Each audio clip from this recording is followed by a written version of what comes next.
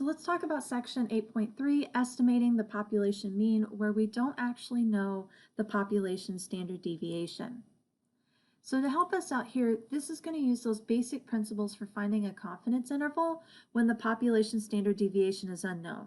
And it's actually the very same as what we've done in section 8.1. So we're going to start by calculating a margin of error and then add it and subtract it from our point estimator. Okay, the only change is actually the distribution in which we use to calculate that margin of error. So when you do not actually know the population standard deviation, that means we can use a student t-distribution. Now it must be used again instead of the standard normal, okay? But you still have a couple of criteria that you always want to check. So first of all possible samples of a given size have an equal probability of being chosen. So basically we know that this is actually a simple random sample that's being used. We also have to be able to say that the population standard deviation is actually unknown. Okay, if it's known, you guys are going to use the stuff that we learned in 8.1, which is the z-interval testing. And then the last thing we have to make sure is that either the sample size is at least a size of 30 or the population distribution to begin with was approximately normal. Now, this last bit here, this is just to say that it did actually meet the central limit theorem. So this is basically, this is our central limit theorem coming into play. If the central limit theorem is in play, it means that no matter what type of sample I take, as long as it's at least a size of 30 or approximately normal to begin with, we can say that the sample mean is somewhere in the middle of the thing and actually ends up becoming approximately normal to begin with or to end with. And so what we're looking at is we're constructing confidence intervals saying, okay, we know that this central limit or the central point or that point estimator is somewhere in that middle area there, and that I need to have this kind of plus or minus buffer, okay? But we can't actually say that unless it meets the central limit theorem requirements, and that's why we have to make sure that it has this separate idea here. Now, as we are looking for this, remind yourself that one of the big things that we have here is that you are only going to use this next bit here if the population standard deviation is unknown. If it is known, use everything back from 8.1.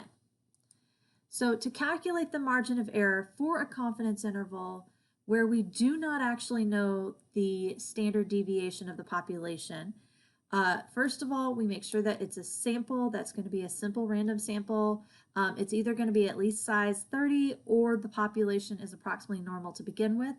If it meets those requirements, then the margin of error for the confidence interval is basically given by E equals T alpha over 2 times S divided by the square root of N.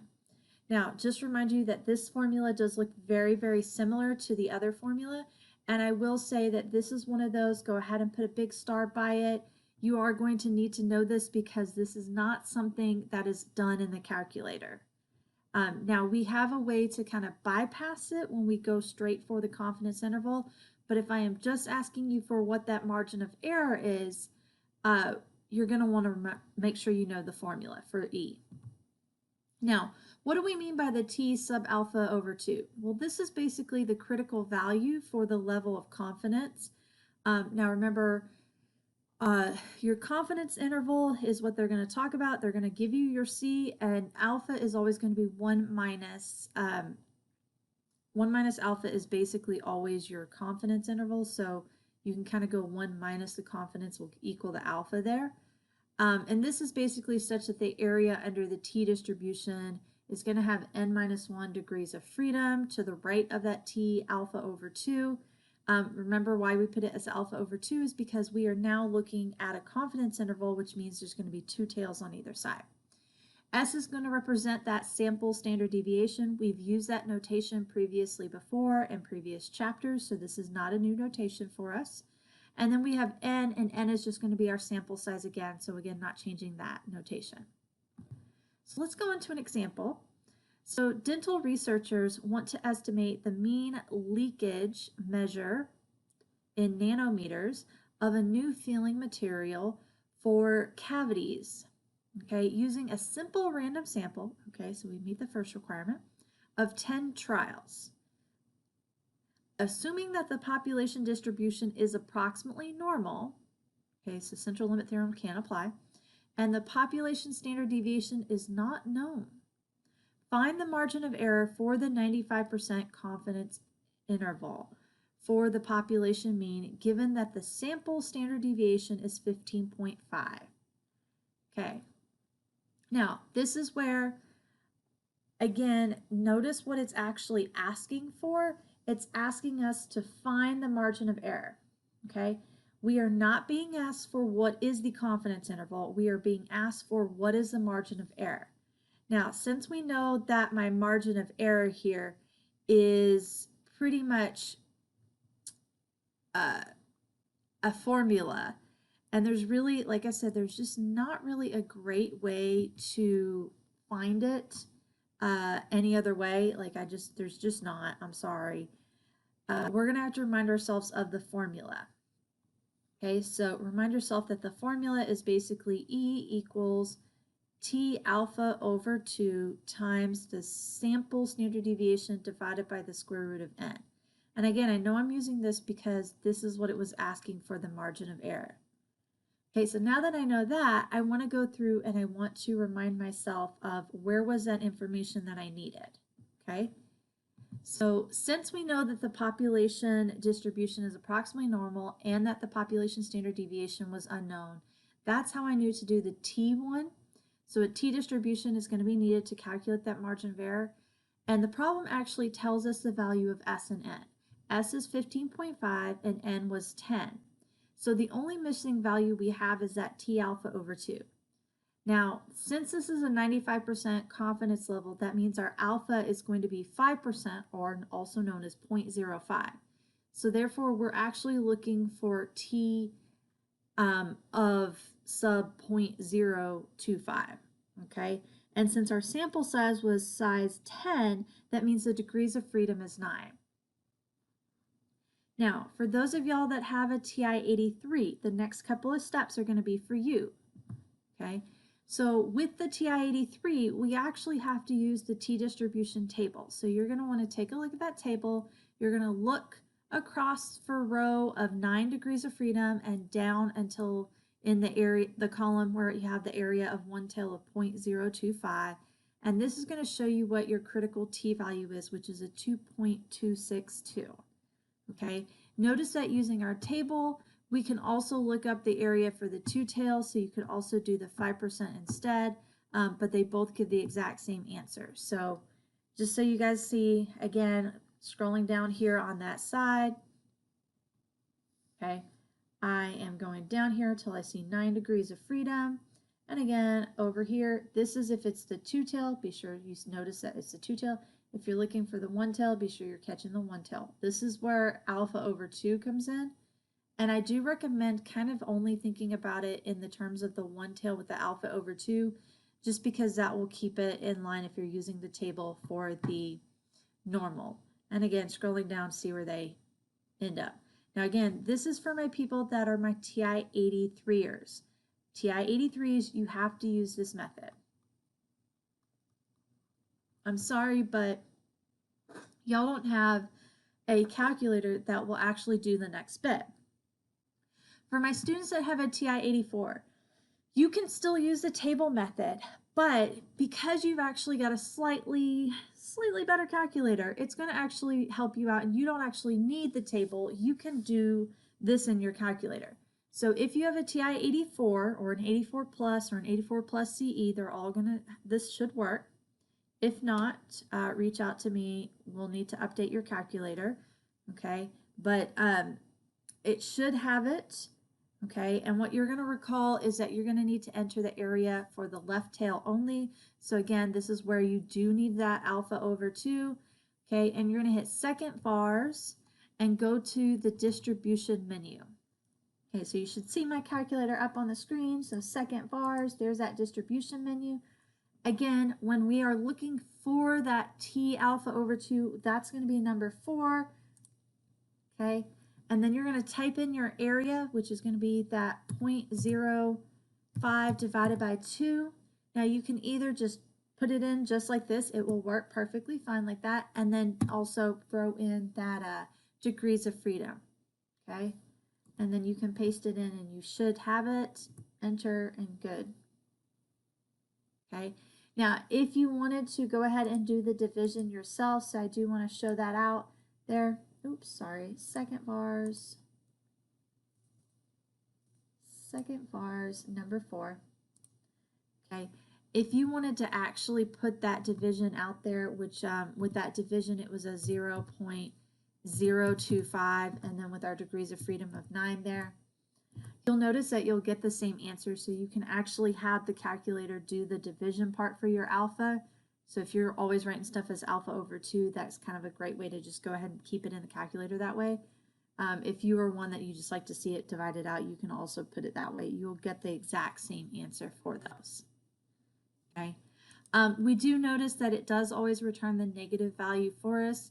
Now, because we want the positive value, all you have to do is just drop the negative sign because it should be symmetrical, both positive and negative sides of it. Okay. Now, once you have that value, you're just going to substitute them into the formula. So for those of y'all that have the table, you're using your TI-83s, you're literally going to take that 2.263, multiply it by the sample standard deviation divided by the square root of n, our sample size, and you should get 11.087262. Okay. For those of y'all that have the calculator and you just did all of this right here, remind yourself what we can do is I'm just going to multiply it by -1 so I have it as a positive. I'm going to go up and highlight it, and then I'm just going to say multiplied by that 15.5 divided by the square root of our 10 there, our n. Okay, and notice again, I get the same thing. It will be slightly different. And it's normally off by maybe 1 or 2 decimal places. Normally in like the hundredths to the thousandths is where it kind of is off by 1. It's okay. Hawks will take both of them. I have noticed that. So it does have that in there if you do it the calculator method or if you do the table method, okay? If you're using the calculator method, be sure to write down this entire number.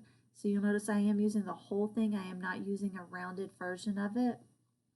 And that way you'll make sure to always get the right answer there.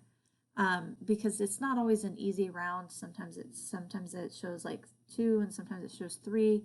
So I do recommend just use all the numbers in the calculator. Okay. Now, although we're not calculating the endpoints of the confidence interval in this example, we will round the margin of error to 6 decimal places so that the margin of error is approximately a 95% confidence interval. So basically it is approximately 11.087262. Okay. And again, this is where anytime that you are doing E by itself, remind yourself that this is going to be a little long, but make sure you take it all. Okay, so let's talk about the confidence interval itself. Well, you actually already know this formula. This is not a new formula. To actually find the confidence interval, you're just going to take that E that we just found, and you're going to add it and subtract it to the X bar. Okay, now X bar should be the sample mean. Okay, that's our point estimator that we are using. So this is going to be a lot like what we did in 8.1, except for we're using an E that had to use a T distribution. So let's look at the following. A marketing company wants to know the mean price of new vehicles sold in an up and coming area of town. Marketing strategists collect data over the past 2 years from all of the dealerships in the new area of town. Now, from previous studies about new car sales, they believe that the population distribution of what we have here looks somewhat like the following graph. Now, as we look at this graph, what do you guys see? Well, it looks somewhat normalized to me. It is slightly skewed one direction, so I do say that it would be slightly skewed to the right, okay? But it is still normal in shape, which is actually a good thing.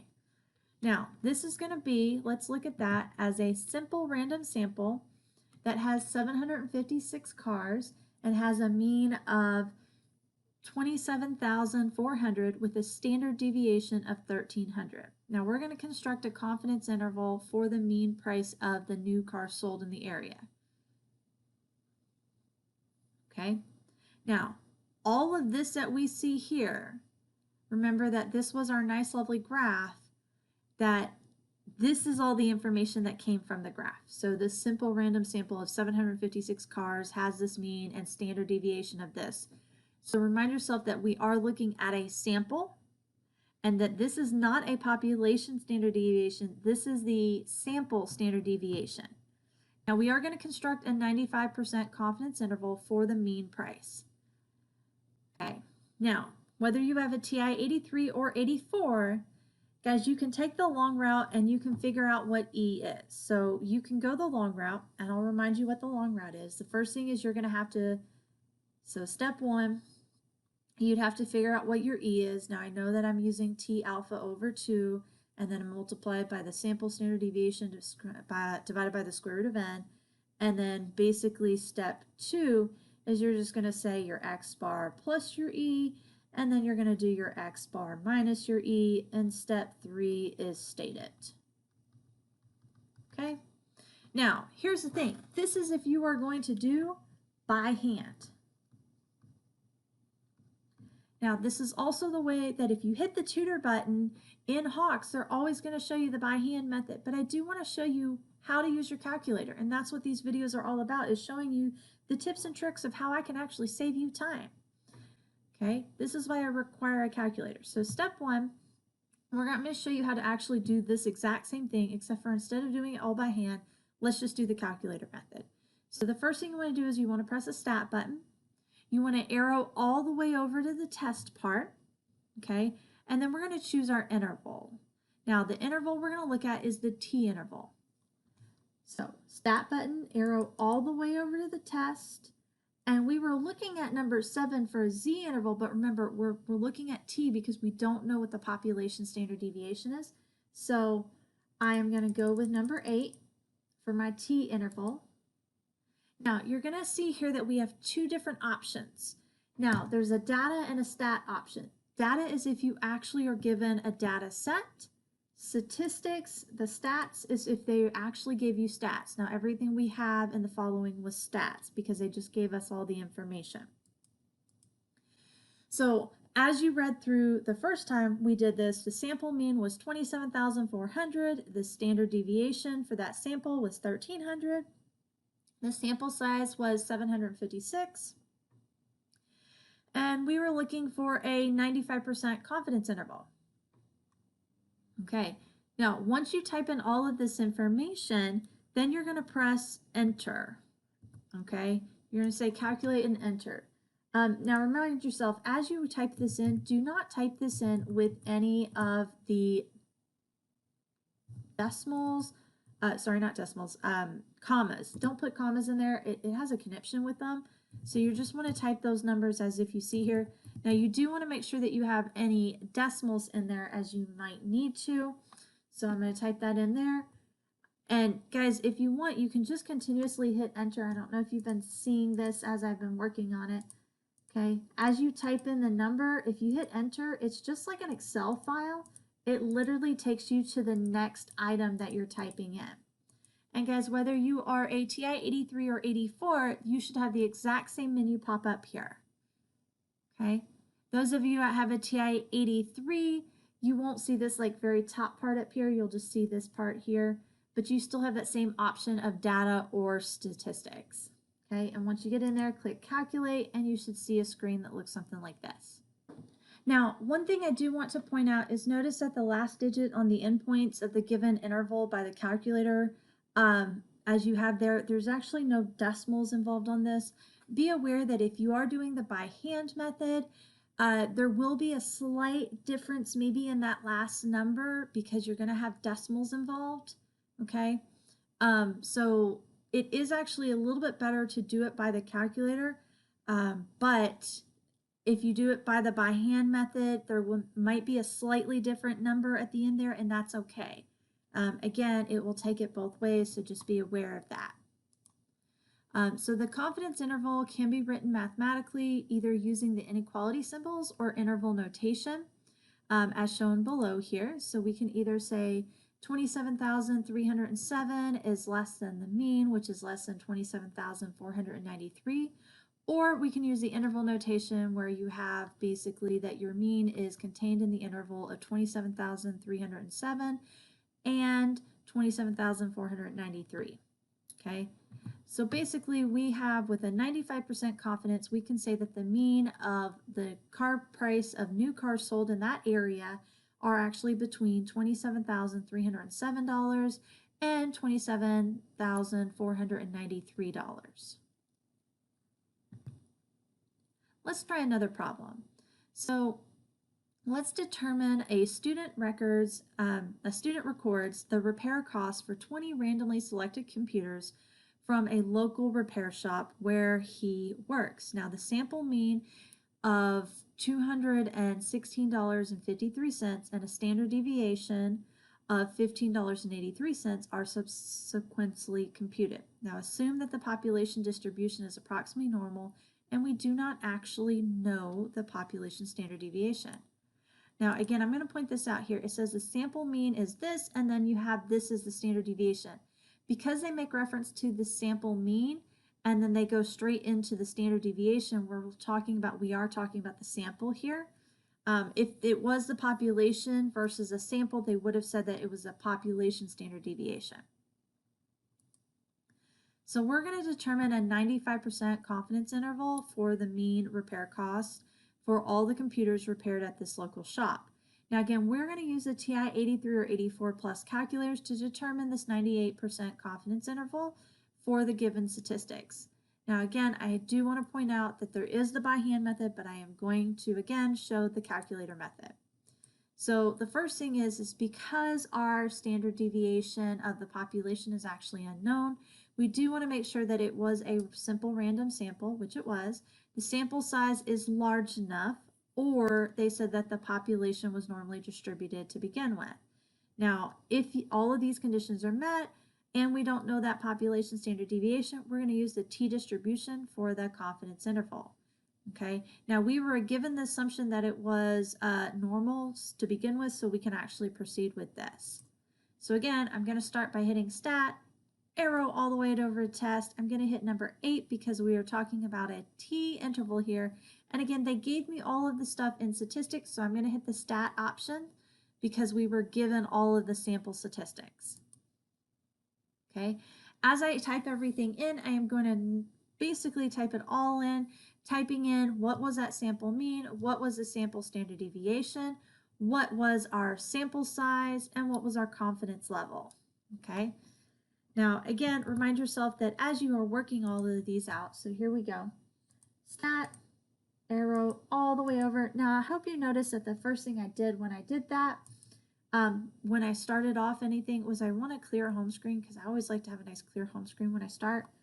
So stat, arrow all the way over to test, and then down to number 8, t interval. Again, make sure that statistics is highlighted because we are looking at statistics only here. And then I'm going to type in my number, okay, which was my sample mean, which is 216.53, hit enter. Then I'm going to type in my sample standard deviation, hit enter, hit in my n, hit enter, and then go ahead and put in your confidence interval. Put your confidence level always as a decimal. This, if you try to put in anything larger, it will give you an error. So be sure that this is always going to be a decimal here. And then click calculate. Okay. So the really cool part about all that is it basically gave you, again, the interval right there at the very end. So it basically does that, and it spits back out what you put in for those 3 major items there. Again, the by hand method versus the calculator method, the last part of the digits might be slightly different just because of rounding errors and things like that. So just be aware of that. but it shouldn't be too much of an issue. If you were doing the by hand method, this last number here will end up being a 3 versus a 2. Again, the calculator is going to be the more accurate of it, but Hawks will take both of those answers, so just be aware of that. Okay? Okay, so let's do one that's slightly different. So given the following sample data from a study on the average amount of water used per day by members of a household while brushing their teeth, calculate the 99% confidence interval for the population mean using your calculator. Now, again, we're going to assume that the sample used in the study is a simple random sample. Okay. Now I'm going to give you all of the information. So here is all my data. So since I have so much data, remind yourself that this is all that's given to me. What I need to do is I need a sample mean. I need a standard deviation, sample standard deviation. Okay. I also need to know pretty much that compared to what's all here. So what am I going to do? Well, since we're not told any population parameters for this study, we can assume that, first of all, we don't actually know the population standard deviation. Okay, we can assume that we just don't know. Okay, however, we can say that because this looks like there was 40 items, it is large enough to meet the central limit theorem, so we don't even know if it was normal to begin with, but because it has got a sample size large enough, we can use the t-distribution to construct our confidence interval. So to begin, because we were given the raw data and not the sample statistics and all that information we needed, we're going to have to put everything in our calculator. So the first thing you want to do is recall, how did we put all that stuff in the calculator? So we're going to go stat, edit, and then put everything in list 1. Now, remember to clear anything that was already in the list to begin with before typing them all in. Now, I will suggest this, though, that as you type it in, please be very careful. That was a lot of data to put in there. So again, stat, edit, type all of that in, okay? Now, this again is just information that we've done previously, so this is nothing new for us here, so don't overthink this part of it, that this is basically stuff we have done. And I do highly suggest you are putting a lot of this in right now, and that is 40 separate items, so be super positive on like what you're typing in. I know that as I was typing mine in, I did make a mistake here or there, and I had to go back and just double check that I got them all in. Do be aware that these ones here, if there was a 0 at the end, the calculator just kind of drops it off, so don't worry too much about that. So if it does have a 0 on the paper, you're good to go. Okay. Now, once you have all this in there, we are going to do a little bit more work. Okay. So what we're going to do is you've got all of it in there. Okay. So I'm going to have you follow along. So once all the data is entered in, you're going to press the stat button again. And we're going to go back over to those tests. And we're going to do number 8 because, again, I do not know that population standard deviation. Now, in this case here, I also don't know what X bar and S of X was. That's the sample standard deviation. So I'm going to click data because didn't I just type everything in list 1? Okay. Now I'm going to say list 1 and then frequency is going to be 1 because we only entered everything in one list. If they gave you a frequency table, this would be list 2. But everything was put in list 1, so it's just going to be list 1, 1. And then we're going to switch this to our confidence interval level, which is 0.99, and then we're just going to click calculate.